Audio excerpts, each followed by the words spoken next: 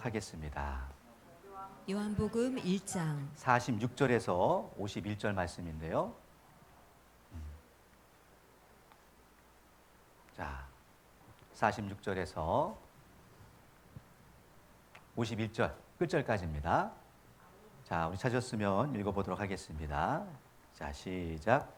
나다나엘이 가로되 나사렛에서 무슨 선한 것이 날 수 있느냐 빌립이 가로되 와 보라 하니라. 예수께서 나다나엘이 자기에게 오는 것을 보시고 그를 가리켜 가라사대 보라 이는 참 이스라엘 사람이라 그 속에 간사한 것이 없도다. 나다나엘이 가로되 어떻게 나를 아시나이까. 예수께서 대답하여 가라사대 빌립이 너를 부르기 전에 내가 무화과나무 아래 있을 때에 보았노라. 나다나엘이 대답하되 라삐여 당신은 하나님의 아들이시오 당신은 이스라엘의 임금이로소이다. 예수께서 대답하여 가라사대 내가 너를 무화과나무 아래서 보았다 함으로 믿느냐. 이보다 더 큰 일을 보리라. 또 가라사대 진실로 진실로 너희에게 이르노니 하늘이 열리고 하나님의 사자들이 인자 위에 오르락 내리락 하는 것을 보리라 하시니라. 아멘. 아멘. 자, 어떤 장면이에요? 네, 맞추셨습니다.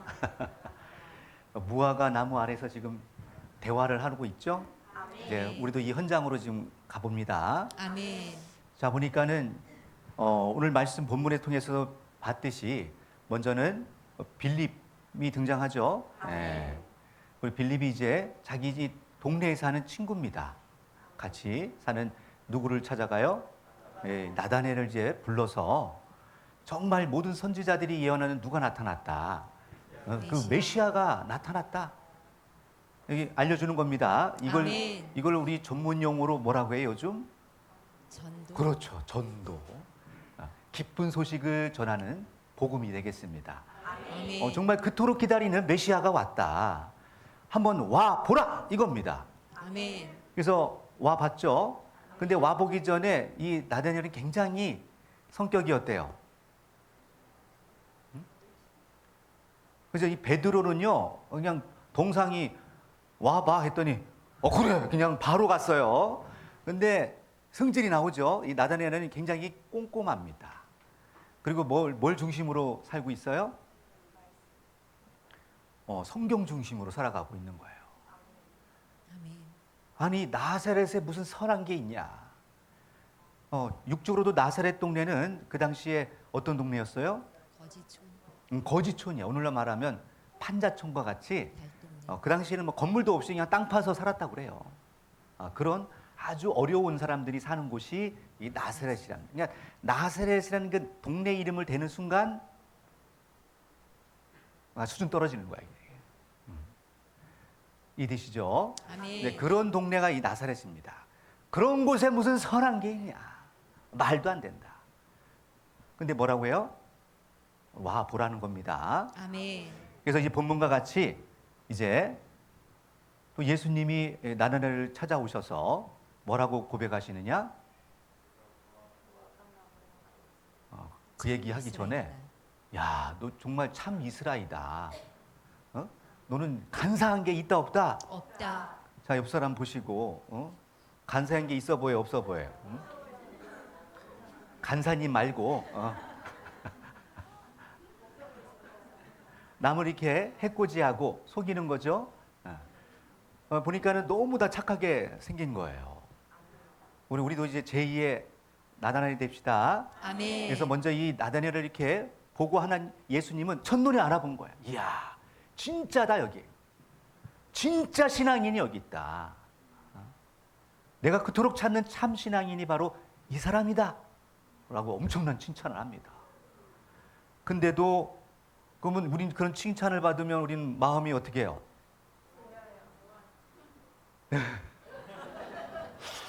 날 알아봐 주네. 아우 너무 좋아. 그리고 마음 열고 그냥 따라가려고 할 텐데 그게 따라가요 안 따라가요? 안 따라갑니다. 어떻게 저를 알아봅니까? 당신 뭐야 도대체? 정체가 뭐야? 라는 거죠. 근데 무슨 얘기를 하세요? 갑자기 생뚱맞게? 네. 무화과 나무 아래 있을 때 뭐 했대요? 보았다. 보았다 이거예요. 그러면 도대체 나다니엘이라는 인물은 어디에 있었던 거예요? 무화과 나무 아래. 거기가 집이겠죠? 응? 아니 무슨 무화과 나무 아래 있다고 하는 게 뭐 이렇게 대단한 건데 거기 있을 때 봤다는 거예요. 할렐루야. 아멘. 그러면 우리도 참 신앙인이 되고 응? 예수님이 재림해서 오셨을 때 이야 참 신앙인이다. 아우 뭐 이런 얘기가 나와야 돼요. 왜 왔냐? 응? 문 잠궈라. 아니면 왔는데 간신히 겨 들어왔는데 쫓아내라. 이러면 어떻게 해요? 너 누구냐? 옆 사람 보세요, 보세요. 너 누구냐? 응? 뭘 그렇게 째려보세요. 하지만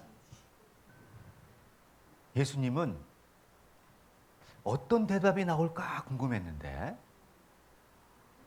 황당한 답이 나오는 거죠. 그토록 좀 전까지 의심하고 그렇게 막 재고 막 눈치 보고 아랫도리 윗도리 다 철파보고 그랬던 자가 갑자기 태도가 바뀝니다. 당신이 메시아 맞습니다. 아이고야, 넘어가면 안 돼 아직. 당신이 메시아 맞다. 응? 당신이 바로 그리스도다. 그 선지자들이 얘기한 그가 바로 당신이군요. 하라고 뭐예요? 신앙 고백을 해. 아멘. 이야, 어떻게 그럴 수가 있냐는 거예요. 도대체 무화과 나무에 뭐가 있길래? 응? 옛날 우리 집에도 무화과 나무 있었어요. 이렇게 크지 않아요. 거기 뭐가 있길래 그렇게 대단하냐 이거죠. 궁금하시죠? 네. 우리 이게 자꾸 이렇게 그냥 단편적으로 성경을 보는 게 아니고 우리도 저런 나다니엘과 같은 신앙이 되기 위해서 우리도 어디 있고 싶어요? 진짜 거기 있고 싶어요? 왜 소리가 점점 작아지는요? 믿음이 없는지고. 자, 우리 이 성경은 물론 이게 어떤 사건 사고를 본 것을 기록한 것은 맞습니다. 하지만 이곳에 특히 이제 요한은 영적인 얘기를 많이 깊이 있게 다뤘어요. 아멘. 그러다 보니까 이 무화과 나무도 지금 예수님과 지금 나다니엘이 지금 서로 대화하는 장면이지만 굉장히 지금 엄청난 수준의 영적인 대화예요. 아멘. 근데 우리 같은 지금 우리는 그러면 최고의 높은 수준에 있는 영적인 지도자도 아니고 그냥 일반 신앙인이에요. 근데 이해돼요? 응? 그럼 우리 수준이 누구 봐도 안 돼. 그 나다니엘보다 지금 안 되는 거죠. 저분은 구약 시대에 살고 있는 사람인데 우리 지금 어느 시대를 살고 있어요? 아주 신약 시대를 살아가고 최고의 지식인들이 산다는 시대인데 AI에 물어보세요. 이게 답을 주는지 재미나이가 답을 주는지. 그러면은 우리는 이 안에서 진짜 우리의 생각, 세상에도 그런 얘기가 있어요. 강아지 좋아하죠? 편견. 편견을 기르면 돼, 안 돼요? 조심해야 돼요. 나도 강아지 엄청 좋아하는데 우리 덕구가 있어서 다 강아지 보면 덕구 같아. 근데 편견, 너무 치우쳐 있으면 된다, 안 된다? 이게 안 됩니다. 그래서 이 나다니엘은 그렇게 치우치지 않고 뭔가 성경적으로 살아온 거예요. 그러다 보니까 예수님이 왔을 때 인정받는 참 신앙인. 그 안에 간사함, 어떤 편견이 없어요. 그렇다면 어떤 신앙을 했을까? 그리고 우리도 무화과 나무 아래 그 참뜻을 이해하고 이제는 우리도 어디에 있으면 좋겠어요? 이런 답이 나오면 안 돼요. 이제 깨달은 사람은 무화과 나무 있으면 안 돼. 이게 무슨 얘기인가 생각을 해보세요. 자, 먼저 이 나다니엘이라는 우리 잘생겼죠? 청년이죠. 이 나다니엘은 어떤 사람이냐? 이 갈릴리 지역에 이 갈릴리 지역에 보면 가나가 있습니다. 가나 혼인잔치 아시죠? 네. 고기 사는 분이죠. 근데 거기에 출신인데 원래 신앙도 좋았고 원래 갈릴리 이 지역은 옛날에는 사마리아 이 지역이었기 때문에요. 사람들이 이렇게 싫어했어요. 별로 상종도 안 하는 이방과 하나 된 그런 지역이라고 보시면 됩니다. 근데도 이렇게 어떻게 보면 세상적으로 인정받는 사람이에요? 무시당하는 사람이야? 세상적으로는 인정받는 사람 아닙니다. 일단 갈릴리 출신이다 하면 일단 깔고 들어가는 거야. 기본이 안 된 사람. 그런데 어디 출신? 예루살렘 출신이라면 뭔가 경건하고 하나님 뜻대로 살아가는 사람, 이 향기가 나는 이렇게 생각했다고 보시면 됩니다. 이 결론적으로 말씀드리면 갈릴리에서 태어난 이 나다니엘은 주님께서 주셨다라는 뜻을 갖고 있대요. 어떤 뜻을 갖고 있다고요? 주님께서 주셨다. 뭔가 주님께서 이게 줬다는 뜻을 갖고 있답니다. 그 히브리어 자체가. 근데 이제 요한복음에 딱 두 군데서 나와요. 또 요한복음 21장에 가서 보시면 2절에 또 나다니엘이 나옵니다. 그건 중요한 게 아니니까 찾지 마세요. 그래서 이 나다니엘은 나중에 보면 이 사도행전 1장에 예수님의 12 제자 중에 바돌로메라고 있습니다. 누가 있다고요? 바돌로메. 분명히 예수님의 제자가 됐는데 그 사도행전 1장 가서는 다른 이름이 나와요. 바돌로메라고. 이해되시죠? 물론 약간의 견해가 다른 분도 있지만 학자들 사이에서는 거의 대부분 동일하게 바로 이 나다니엘이 나중에 어떤 이름으로 바돌로메라는 이름으로 바뀌었다라고 보고 있습니다. 그래서 12 제자 중에 하나입니다. 아멘. 이 바돌로메는 그러면 굉장히 신앙이 좋았던 거죠? 아멘. 네. 그래서 요한복음 21장에 가보면 어느 때 장면이냐? 예수님이 부활하시고 나서 부활하시고 처음으로 마리아에게 보이시고 나중에 갈릴리 그 고기 잡으러 간 제자들에게 나타났는데 그때 같이 있어요. 그 장면이 요한복음 21장에 나오는 장면이 되겠습니다. 아멘. 자, 그렇다면 이제 나다니엘이라는 인물에 대해서는 대충 알겠죠? 아멘. 세상으로는 인정받지 못한 사람이었어요. 그냥 이분도 그냥 간신히 하루 먹고 사는 그런 어부와 같은 분들이니까. 하지만 세상적으로는 무시당하지만 누가 인정함을 받았어요? 예수님. 하나님으로부터 인정을 받은 거야. 그 당시 예수님은 누가 함께 하시는 분? 하나님이. 하나님과 함께 하시는 분이었단 말이죠. 할렐루야. 아멘. 근데 우리가 또 생각을 해봐야 될 것은 우리도 무화과 나무 아래 있으면 참 좋겠는데 예수님은 본인을 가르쳐서 요한복음 15장 가서 읽어봅니다. 요한복음 15장 요한복음 15장. 우리 먼저 1절 가서 읽어보겠습니다. 요한복음 15장 1절. 자, 요한복음 15장 1절. 자, 찾으셨으면 읽어보겠습니다. 자, 시작. 내가 참 포도나무요 내 아버지는 농부라. 아멘. 예수님이 누구시라고 그래요? 참 포도나무. 그러면 참 포도나무는요. 그러면 참이 있다는 것은 뭐가 있어요? 그렇죠. 중요한 건 그겁니다. 그래서 성경에서는 이제 신명기서도 가보면 32장에 들포도가 나와요. 들포도. 하여튼 들자가 들어가는 건 다 뭐예요? 안 좋은 거야. 그래서 들 짐승 중에 뱀이 가장 강교하더라. 들 짐승 중에 누가 있어요? 뱀이 있고 또 여러분이 알고 최근에 탈출한 누구? 늑대. 늑구. 최근에 탈출해서 다시 돌아왔죠 집에. 다행이네. 늑구. 덕군 줄 알고 얼마나 놀랐는지 몰라. 얘는 우리 집에 있는데 왜 제가 거기 가 있냐. 그래서 약간 조동아리가 비슷하게 생겼더라고요. 아무튼 눕고 늑대, 그죠? 이런 건 길들이기가 어려워요. 그다음에 호랑이, 뭐 사자. 혹시 집에서 곰 기르시는 분 있어요? 곰? 애완용으로? 뭐 표범, 뭐 이런 거 있잖아. 응? 그런 거 하나 끌고 다녀야지. 응? 호신용으로, 그죠? 근데 이런 거는 다 길들이기가 어려워요. 그런 거 이제 들에 산다 해서 성경에서는 안 좋은 사단과에 픽한 걸로 이제 비유하고 있습니다. 반대로 하나님과 함께 할 수 있는 우리에서 우리 사람들과 가까이 있는 건 뭐예요?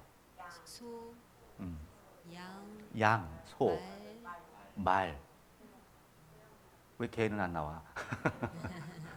강아지, 그죠? 강아지. 이렇게 이런 동물들은 돼지도 그렇고 다 우리 사랑가는 친분이 있죠. 그러니까 이거 우리 안에서 같이 사는 존재들입니다. 아멘. 그래서 우리는 양으로도 비유하고 또 성경에서는 일꾼들을 비유할 때 이 밭을 소는 갈죠. 밭을 간다는 입장에서 제가 여러분의 마음의 밭을 지금 뭐 하고 있는 거예요? 갈고 있는 거예요 지금. 그래서 사명자, 오는 목자를 가리켜서 사도 바울도 자기를 가리켜 소라고 했습니다. 이렇게 비유를 하고 있습니다. 그러면 세상에 그 비슷한 것을 가지고 인용해서 하나님이 설명하시는 거죠?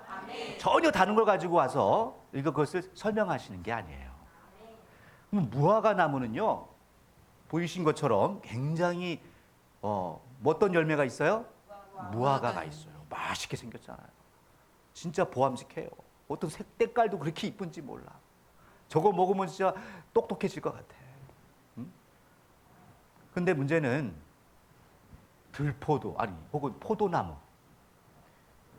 이사야서 5장 7절에 가보면 한번 가서 읽어볼까요? 이건 한번 참고적으로 찾아보겠습니다. 이사야서 5장 7절.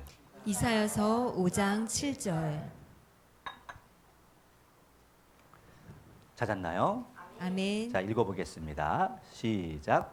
대저 만군의 여호와의 포도원은 이스라엘 족속이요 그의 기뻐하시는 나무는 유다 사람이라. 그들에게 공평을 바라셨더니 도리어 포악이요 그들에게 의로움을 바라셨더니 도리어 부르짖음이었도다. 아멘. 아멘. 자, 보면요. 우리 1절부터 쭉 읽어보면 2절에 가보면 하나님께서 이 밭을 파고, 그죠? 땅을 파고 골라서 어떤 나무로 심었다고 하시냐면 아주 너무너무 가치 있고 이쁜 여러분과 같은 분들을 심은 거야. 이게 딱 정성껏. 근데 이게 지금 어떻게 된 거예요? 4절에 가보니까 열매 맺어 좋은 포도를 당연히 극산품 포도나무에 씨를 뿌렸으면 어떤 열매가 맺어져야 돼요? 그죠? 당연히 기대하는 게 그거잖아요. 근데 어떤 포도가 맺혔다고 그래요? 놀래버린 거예요. 아니 분명히 내가 참 포도나무, 극산품 포도나무를 여기 심어놨는데 그건 뭐예요? 좋은 씨는 하나님의 말씀이라고 비유하고 있습니다. 그러니 이 참 진리만을 이렇게 전해줬는데 나중에 보니까 이게 어디서 변질됐는지는 모르겠어요. 직장 가서 변질됐는지 집에 가서 TV 보다가 넷플릭스 보다가 홀라당 반해가지고 넘어갔는지 아니면 옆에 친구 때문에 그렇게 됐는지는 이게 알 수 없는데 변질됐어. 어떻게 변질되느냐? 들포도, 저 원수, 마귀 생각으로 변질됐다는 겁니다. 그 얘기를 지금 7절에 한탄하고 계시는 거예요. 그 사람들이 누구다? 저희 이스라엘 사람들이라는 거예요. 분명히 이 포도나무를 뭘로 비유했어요? 사람으로 비유했잖아요. 그 성경에서 특히 영적인 의미로 봤을 때 나무가 출현하면 뭘로 보는 게 좋겠어요? 이제부터?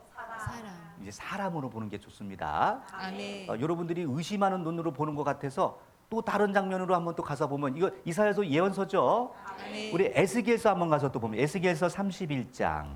에스겔 31장. 우리 3절에서 우리 9절까지만 한번 볼까요? 3절에서 9절.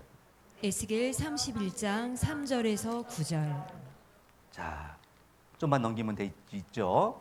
자, 읽어보겠습니다. 시작. 볼지어다 아수르 사람은 가지가 아름답고 그늘은 산림의 그늘 같으며 키가 높고 꼭대기가 구름에 닿은 레바논 백향목이었느니라. 물들이 그것을 기르며 깊은 물이 그것을 자라게 하며 강들이 그 심긴 곳을 둘러 흐르며 보의 물이 들의 모든 나무에까지 미침에 그 나무가 물이 많으므로 키가 들의 모든 나무보다 높으며 붉은 가지가 번성하며 가는 가지가 길게 빼어났고 공중의 모든 새가 그 큰 가지에 깃들이며 들의 모든 짐승이 그 가는 가지 밑에 새끼를 낳으며 모든 큰 나라가 그 그늘 아래 거하였었느니라. 그 뿌리가 큰 물가에 있으므로 그 나무가 크고 가지가 길어 모양이 아름다움에 하나님의 동산의 백향목이 능히 그를 가리우지 못하며 잣나무가 그 굵은 가지만 못하며 단풍나무가 그 가는 가지만 못하며 하나님의 동산의 아무 나무도 그 아름다운 모양과 같이 못하였도다. 내가 그 가지로 많게 하여 모양이 아름답게 하였더니 하나님의 동산 에덴에 있는 모든 나무가 다 투기하였느니라. 아멘. 갑자기 뭐가 나와요, 갑자기? 나무들이 나오고 백향명 나무 어떤 나무인지 저는 잘 못 봐서 모르겠어요. 근데 너무너무 아름답다는 거야. 그 나무를 뭘로 비유하고 있어요? 아수르 사람이라고 비유하고 있죠? 아멘. 사실 아수르는 나중에 저 북이스라엘을 멸망시킨 나라입니다. 아멘. 근데 그 아수르 사람들을 뭘로 비유하고 있다? 백향나무. 너무너무 아름다운 백향목으로 비유하고 있는데 그게 하나님의 동산에 있네, 세상에. 어디에 있었다고요? 하나님의 동산. 그 하나님의 동산이 구절에 가보니까 어디예요? 에덴. 응? 뭐라고요? 에덴이죠? 아멘. 우리가 그토록 가고 싶은 에덴 동산에 무슨 나무가 있었던 거야? 백향나무. 백향. 근데 그 나무가 현찮다, 아름답다. 아름답다. 너무 아름다운 거예요. 할렐루야. 그게 얼마나 아름다운지 그 저 구름을 뚫을 정도야. 그래서 그 다니엘서 똑같은 사장에 가보면 그렇게 나옵니다. 다니엘이 이제 꿈 해석을 잘했잖아요. 바벨론 왕이 이 다니엘에게 이제 꿈 얘기를 합니다. 모든 수사들이 못 푸는데 이 다니엘은 그걸 풀잖아요.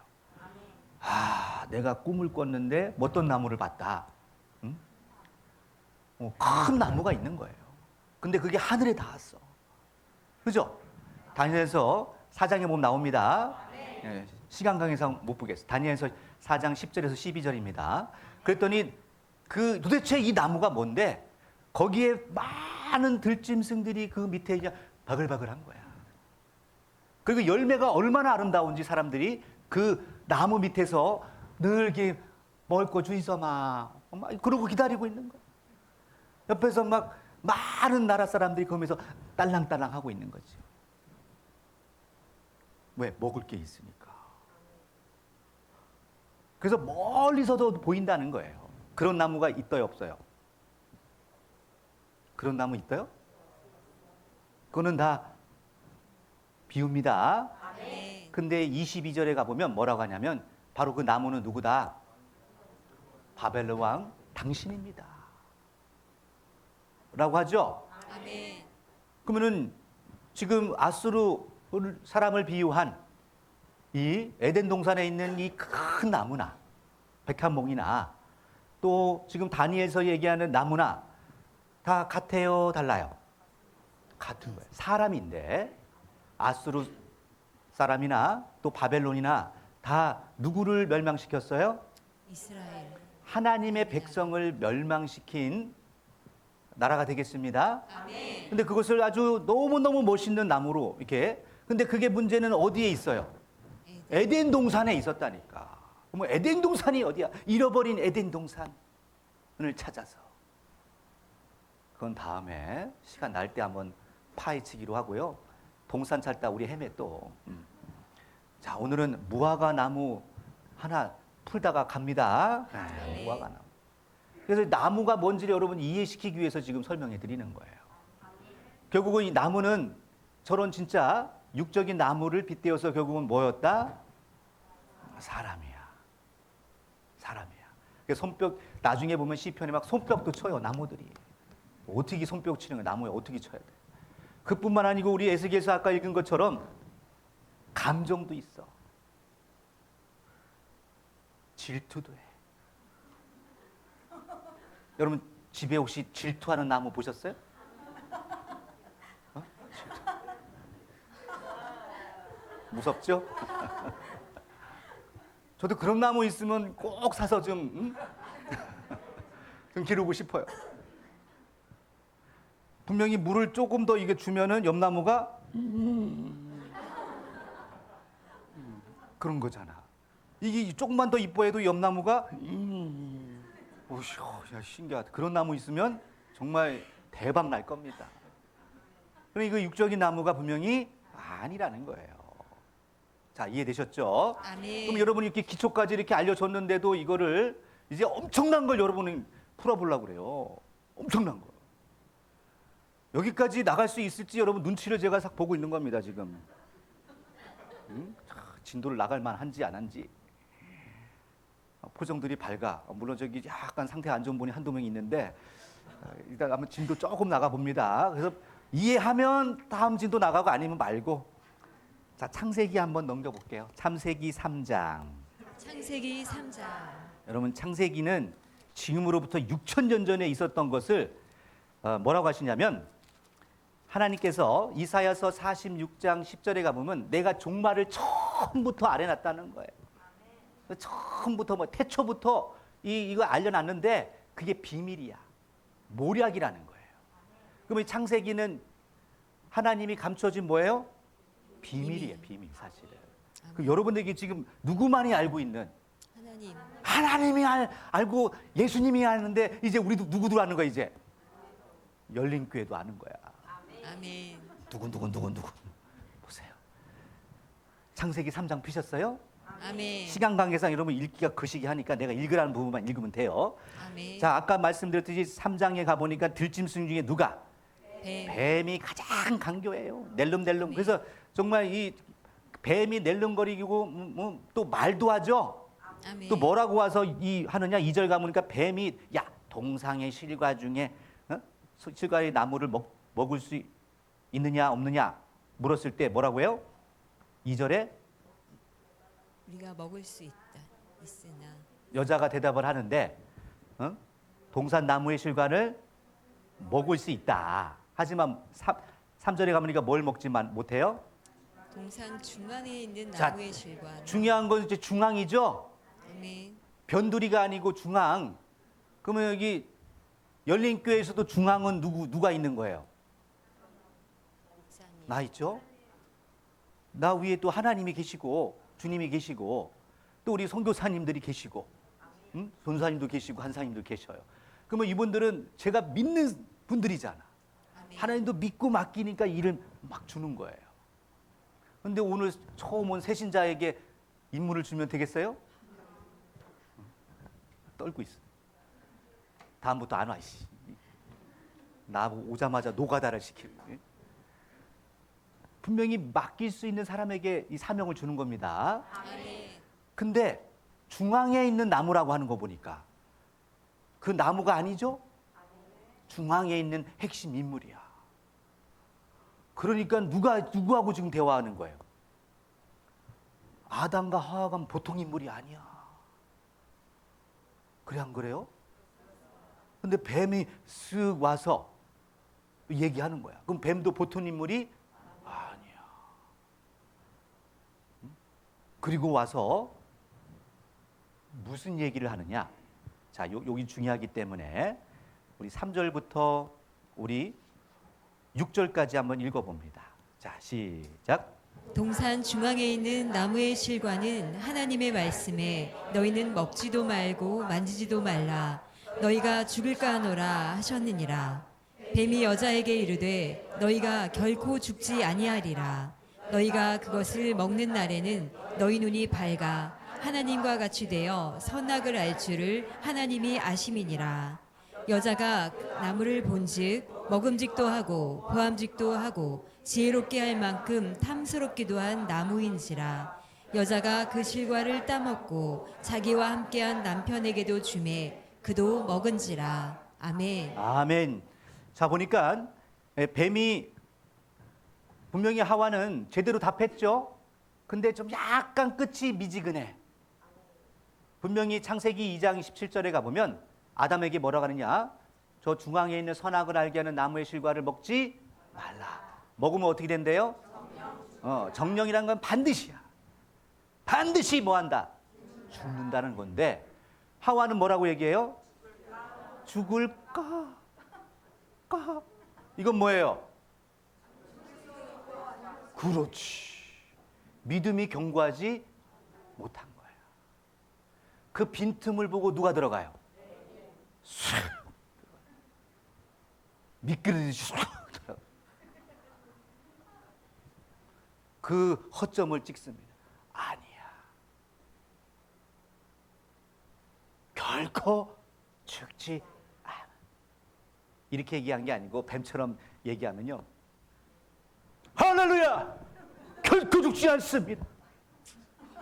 우리는 선악과를 먹어야 합니다. 우리는 선악과 나무 밑, 실과 밑에 앉아야 합니다. 간절히 그 실과를 바려야 합니다, 여러분.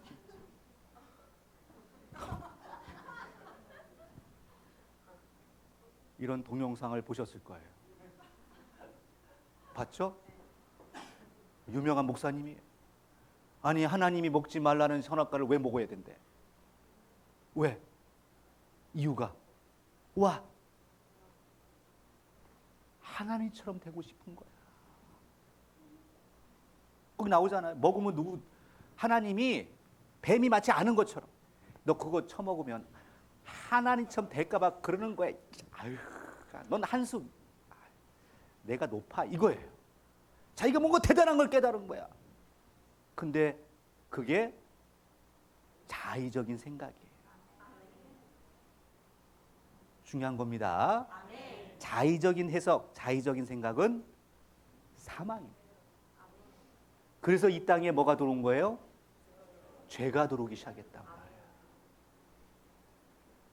굉장히 중요한 겁니다.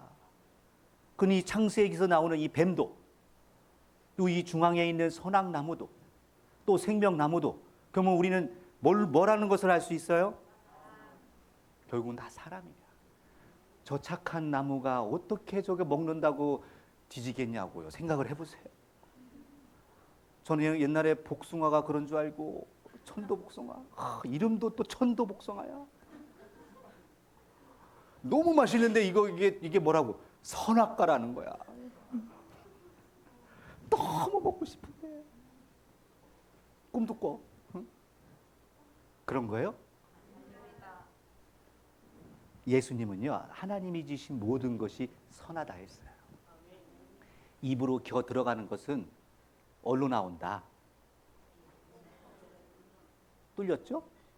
밑으로 나온단 말이에요. 하지만 뭐가 악해요? 입에서, 마음에서 나오는 것이 악입니다. 이게 문제지. 이런 먹는 거 가지고 죄다 아니다. 이건 정말 유치원이에요. 유치원 수준이에요. 그거는 정말 저 율법에 매여서 사는 어리석은 사람들의 말장난이고 예수님이 오셔서 다 해결해 주셨죠? 그러니 입으로 들어가는 건요, 뭐든지 먹을 수 있어. 들어가기만 하면 밑으로 나옵니다. 뭐가 중요해?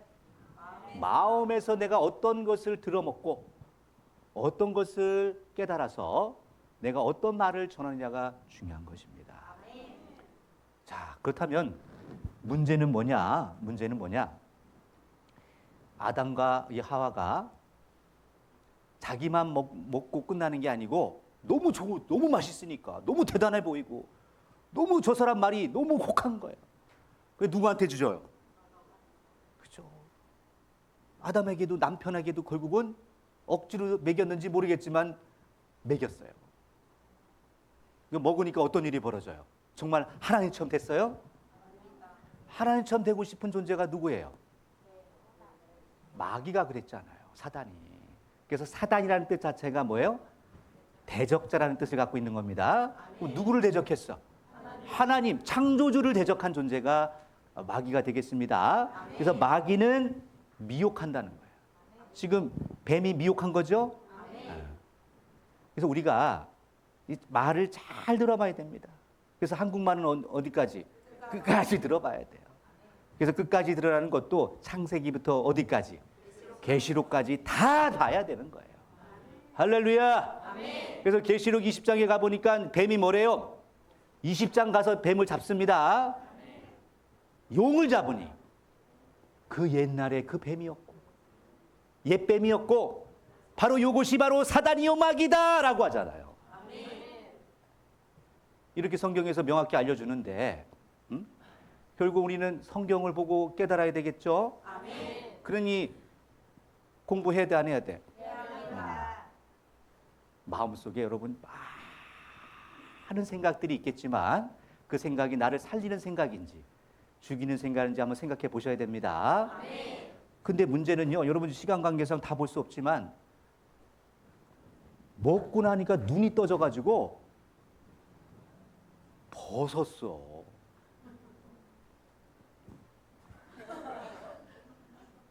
아니 왜 벗은 게 보이냐고. 전에는 벗었는데도 벗은 것이 보여 안 보여?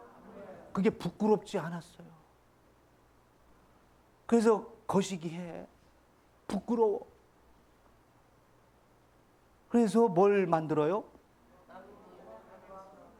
거기에 무화과 나무 잎이 나와. 창세기 3장부터. 그 많은 나무 중에 왜 하필이면 무화과 나무 잎을 잘라가지고 반나절도 못 가는 치마를 하냐고. 응?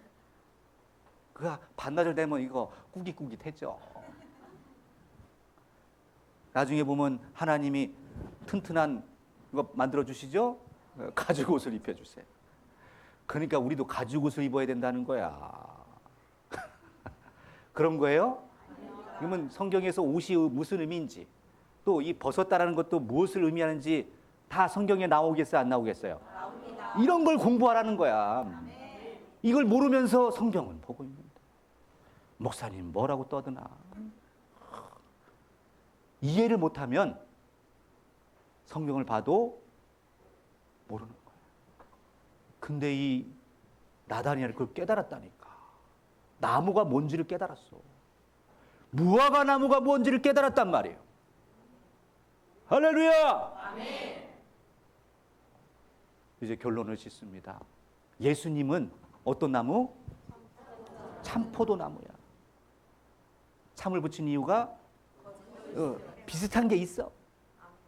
진짜가 있는 거야. 그런데 우리는 그러면 참포도 나무와 밑에 가야 돼요? 무화과 나무 밑에 있어야 돼요?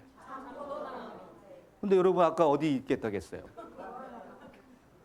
거기 가면 뭐가 있는디? 무화과가 있겠지. 그러면 아담처럼 뭐 만들어? 침 하나 만들고 사는 거지. 그래 안 그래요? 그 나무 밑이 뭐냐고요? 무화과 나무는 도대체 뭘 상징하는 거냐? 여러분 우리 한 구절만 더 찾아보면 마가복음을 가서 봅니다. 마가복음 11장 막 나가 봅시다. 마가복음 11장 13절.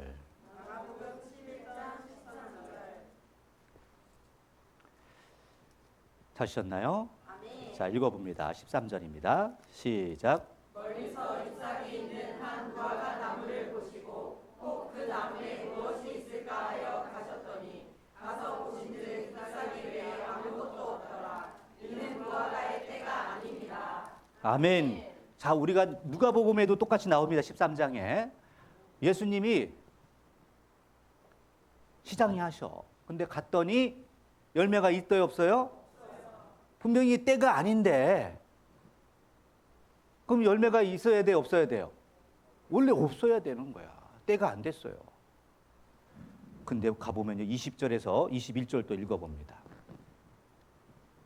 시작. 저희가 아침에 지나갈 때 무화과 나무가 뿌리로부터 마른 것을 보고 베드로가 생각이 나서 여짜오되 라비여 보소서 저주하신 무화과 나무가 말랐나이다. 아멘. 아 이거 넘겼어야 되는데 봤죠? 아까 살짝 보여줘서 아담이 지금 무화과 나무 잎으로 지금 거시기 하는 거야. 이거 뭐 반나절이나 가겠어요? 예. 이렇게 부끄럽게 살지 맙시다잉. 그거 또 넘기면 또 나오는디. 새 거를 샀는데.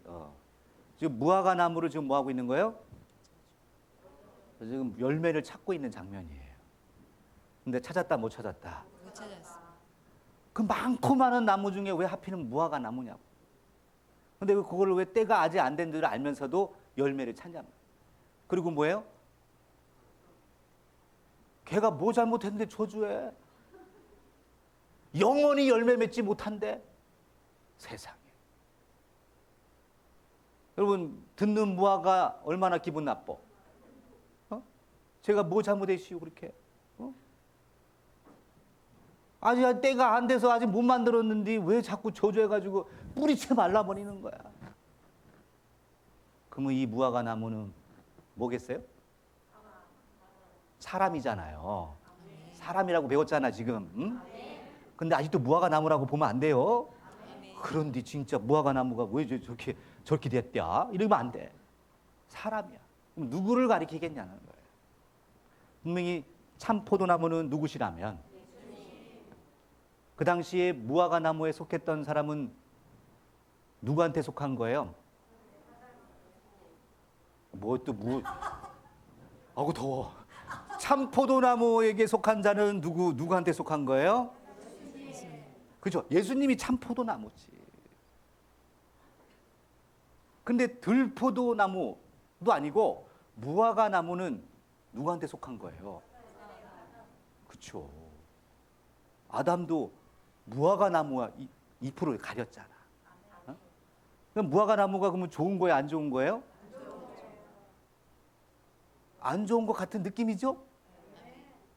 무화과 나무가 뭐라고 딱 나오지는 않아요. 하지만 성경 구절 창세기부터 또 신약에 와서 예수님도 무화과 나무를 저주하고 아예 뿌리채 말라버리고 영원히 저주해. 그리고 아예 열매 맺지 못한다. 나중에 보면 계시록에도 나와요. 오늘날 계시록은 오늘날 이루어질 사건입니다.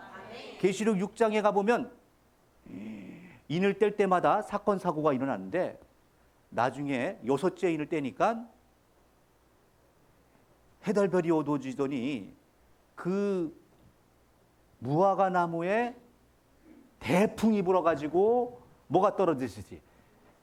뭐 선 과실이 막 들리는 과실들이 막 떨어지는 것 같다는 거예요. 그러면 이게 좋은 거야, 나쁜 거야? 안 좋은 거야. 자, 묻겠습니다. 여러분은 어떤 나무 아래 있고 싶으세요? 참포도나무. 거기가 어딘디? 그게 거기 어디냐고? 그렇지. 더 이상 할 게 없어. 그래서 우리는 누구 아래 있어야 되겠습니까? 그렇죠. 참 포도나무에 있으면 딴 거 아니에요. 요한복음 15장 1절부터 여러분 쭉 읽어보시면 결국은 그 안에 가지에 붙어 있어야 돼요. 아멘. 그 가지에 붙어 있으면 뭘 맺는다? 열매를 맺는. 열매를 많이 맺는다는 거예요. 아멘. 할렐루야. 아멘. 여러분이 이 열린교회든 하나님의 말씀이 나오는 곳에 붙어 있으면 뭘 맺겠어요? 당연히 열매를 맺겠죠. 흔히 나다니엘은 그걸 깨달은 거예요. 자기가 무화과 나무 저 세상에 속해 있었지만 그때 당시에 굳이 말한다면 그 당시 초창기에 나온 제자들은 다 세례 요한 밑에 있었어요. 누구 밑에 있었어요? 세례 요한. 세례 요한 밑에서 다 교육받은 자들이야. 그러니까 예수님은 너 그 세례 요한 너 제자잖아. 그거 있었잖아 너. 그때부터 난 봤다. 이 얘기를 직설적으로 하고 싶지만 이걸 꼬아서 말씀하신 거죠? 근데 이걸 깨달았어. 그게 왜? 처음에 하나님을 잘 믿었지만 세례 요한이 어떻게 됐어요? 예수님을 또 떠나잖아요. 오시리가 당신입니까? 우리가 또 다른 일을 기다립니까? 그래서 결국은 세상 일 간섭하다가 어디 가요? 감옥까지 가요. 할렐루야. 그러니 세례 요한이 처음엔 잘했어. 누구나 신앙의 초창기는 뜨거워. 우리나라도 얼마나 뜨거웠는지 몰라요. 초대교회 역사가 너무너무 빛나게 저 평양 배부흥 운동부터 시작을 했지만 지금 끝은 어떻게 되고 있어요? 지금 물질 만능주의에 빠져서 시들시들해지고 있어요. 이제는 청년들이 교회를 안 와요. 밖에서 교회 다닌다는 얘기를 못 하겠대. 왜? 창피해서. 교회가 빛이 돼야 되는데 빛을 잃었어요. 할렐루야. 아멘. 빛을 상징하는 저 미국도 지금 성경책을 들고서 결국은 누굴 죽이고 있어요? 본인이 선이고 나머지는 다 악이야. 누가 그렇게 하라고 했는데. 그러니 점점 무서워지고 있어요. 하나님의 사랑은 주님의 피 흘리신 것은 간대였고 권세와 권력과 돈에 눈이 멀어버렸어요. 그러니 사도 바울이 고백한 것처럼 말세가 되면 일반하게 뿌리가 뭐래요? 돈이야. 그렇게 돼버렸어요. 혹시 나는 그렇게 살고 있는 거 아닌가 생각해 보세요. 돈이라면 주일도 팔아버리고 말씀도 던져버리고 뭐든지 할 수 있다. 혹시 그런 거 아니에요? 욕을 먹더라도 세상에서는 무시를 당하더라도 우리 이 말씀을 지킴으로 하나님께서 다시 오실 예수님께서 인정하시는 너는 바로 참 이스라엘이다. 너가 바로 참 신앙인이다. 진짜 내가 믿음을 보았다. 할렐루야. 아멘. 이런 믿음의 고백이 축복의 메시지가 누구에게 들렸으면 좋겠어요? 나에게입니다. 옆 사람도 아니에요. 중요한 건 내가 살고 봐야 돼. 아멘. 내가 죽겠는데 뭐 옆 사람이 있어. 내가 살고 든든히 서야. 할렐루야. 아멘. 옆에 있는 가족도 이웃도 살릴 수 있을 줄 믿습니다. 아멘. 그래서 우리는 진짜 참 포도나무이신 누구에게 붙어 있어야 돼요? 예수님. 나는 참 포도나무, 너희는 가지니. 여기서 떨어져 나가면 열매를 맺는다, 못 맺는다? 못 맺는다. 나머지는 다 가짜예요. 다 사단에게 속했대. 그냥 우리는 참 포도나무 누굴 만나야 돼요? 예수님께 나와서 우리 끝까지 우리의 신앙과 믿음을 지켰으면 좋겠습니다. 여러분들이 많이 수준이 올라갔어요. 창세기까지 지금 살짝 열렸단 말이에요. 할렐루야. 아멘. 그러면 이제 하나만 나무 하나 열렸다고 해서 보이는 거예요? 아니다. 다 열려야지. 창세기 1장부터 빛이 무엇인지, 땅이 무엇인지, 해달별이 무엇인지, 바다가 무엇인지, 그것이 옷이 무엇인지, 벌거벗었다는 것이 무엇인지, 생명나무는 도대체 무엇인지. 계시록 끝장에서 결국은 생명나무만 있습니다. 22장에 가보면. 저와 여러분은 그러한 생명나무에 거하는 영원한 참 포도나무에 과실이 되시기를 주의 이름으로 축원드립니다. 아멘. 이 시간 그런 자가 되게 달라고 우리 간절한 마음으로 기도하도록 하겠습니다. 기도하시겠습니다. 아버지 하나님.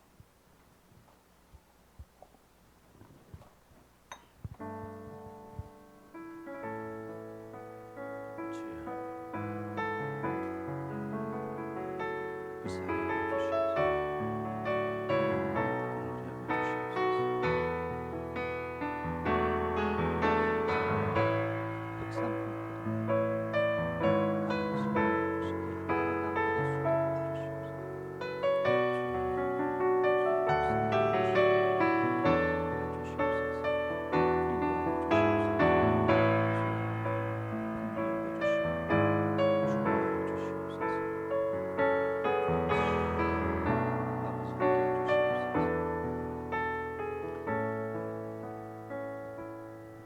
고마우신 사랑의 아버지 하나님, 저희들을 이처럼 사랑해 주시고 또 축복해 주셔서 아버지 보내주신 우리 예수님의 그 말씀을 따라 저희들 아름답고 비록 화려하지 않지만 저 세상의 포도나무처럼 정말 열매 맺지 못하면 결국은 세상에 버림받을 수밖에 없는 연약한 나무이지만 정말 볼품없는 나무이지만 그 나무를 통해 하나님의 귀한 생명의 역사가, 성령의 역사가 또 셀 수 없는 많은 열매가 맺히듯이 저희들 아무리 화려하고 멋진 아버지 저 사단의 세계를 바라보지 않고 그곳에 미혹되지 않고 넘어가지 않고 저희들이 이제는 참 포도나무가 되어주시는 우리의 생명의 양식이 되어주시는 예수님께 나와 늘 그 생명수로 저희들 깨어나기를 소망드립니다. 그동안 저 세상을 바라보고 세상의 부귀영화를 바라보고 살았던 것은 용서하여 주시고 저희들 이제는 우리 안에 참으로 하나님이 주시는 생명으로 또 축복할 수 있도록 도와주시고 넘치도록 부어 주시옵소서. 그러기 위해 저희들 이제는 변질되지 아니하고 또 하나님 뜻대로 변화받아 한 주간도 승리하며 세상과 또 나와 싸워 이기는 한 주 되기를 소망드립니다. 아버지, 이 땅에 아직도 전쟁이 있습니다. 아버지, 속히 멈추게 도와주시고 그 마음을 열어주시고 아버지, 세상이 이제는 전쟁이 없는 정말 평화로운 세상이 속히 오시기를 소망드리오니 주여 축복하여 주시옵소서. 참으로 환경과 또 질병으로 고통당하는 자들이 있사오니 주여 찾아가 주시고 만져주시고 회복시켜 주시고 또 물질로 인해 낙담단 자 있다면 회복시켜 주시고 채워 주시옵소서. 아버지께서 모든 어려움을 아시오니 함께 주실 줄 믿고 감사 영광 올려드리며 이 모든 말씀 영원한 생명의 은 되시는 우리 구주 예수님의 이름으로 기도드립니다. 아멘. 두 손을 가슴에 묻고 고백드리겠습니다.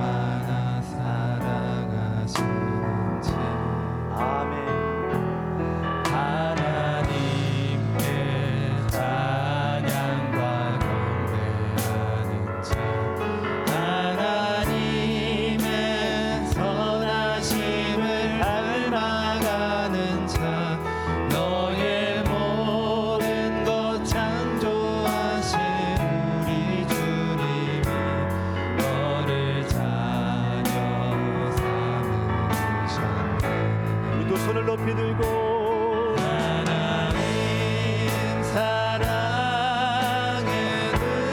눈으로 너를 어느 때나 바라보시고 하나님 인자한 귀로서 언제나 너에게 기울이시니 아멘.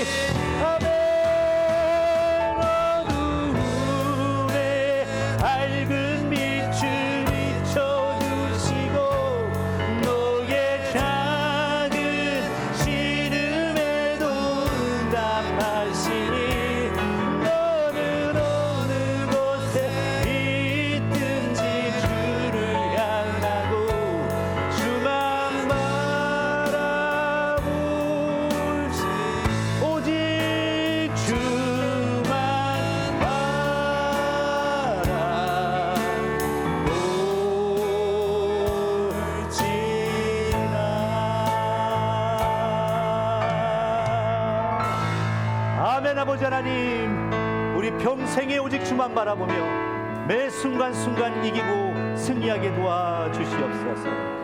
예수님의 이름으로 감사하며 기도드립니다. 아멘.